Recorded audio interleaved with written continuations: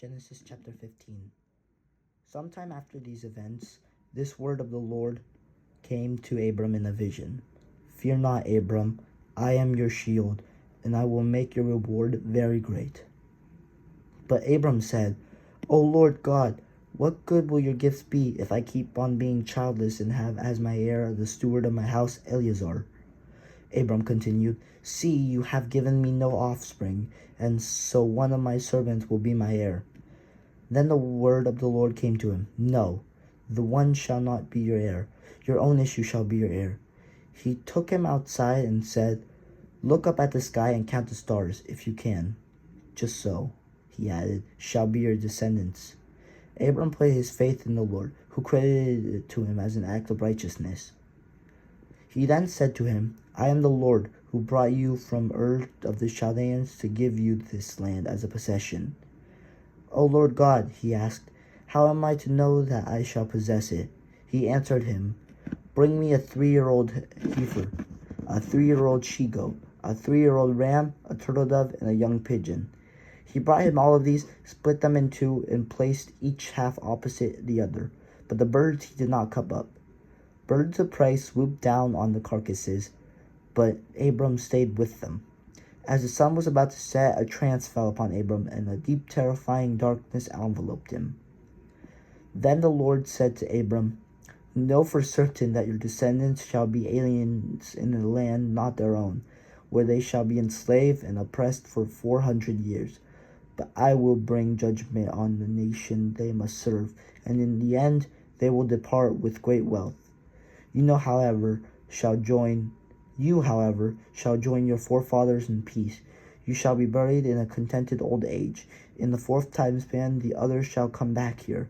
The wickedness of the Amorites will not have reached its full measure until then. When the sun had set, it was dark. There appeared a smoking brazier and a flaming torch, which passed between those pieces.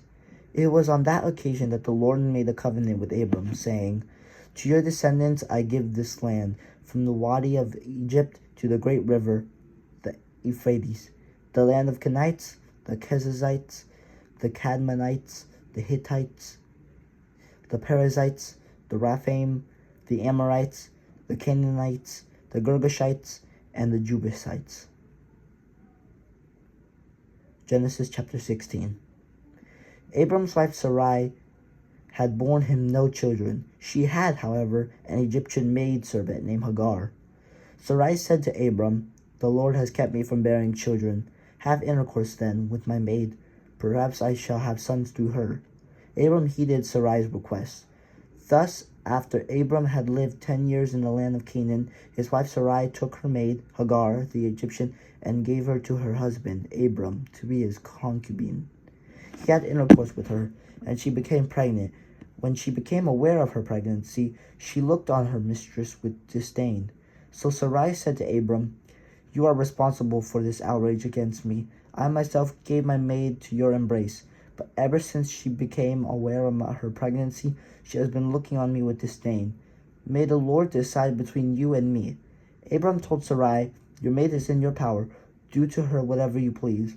Sarai then abused her so much that Hagar ran away from her. The Lord's messenger found her by a spring in the wilderness, the spring on the road to Shur, and asked, Hagar, maid of Sarai, where have you come from, and where are you going? She answered, I am running away from my mistress, Sarai. But the Lord's messenger told her, Go back to your mistress and submit to her abusive treatment. I will make your descendants so numerous, added the Lord's messenger, that they will be too many to count. Besides, the Lord's messenger said to her, You are now pregnant and shall bear a son. You shall name him Ishmael, for the Lord has heard you. God has answered you. He shall be a wild donkey of a man, his hand against everyone, and everyone's hand against him.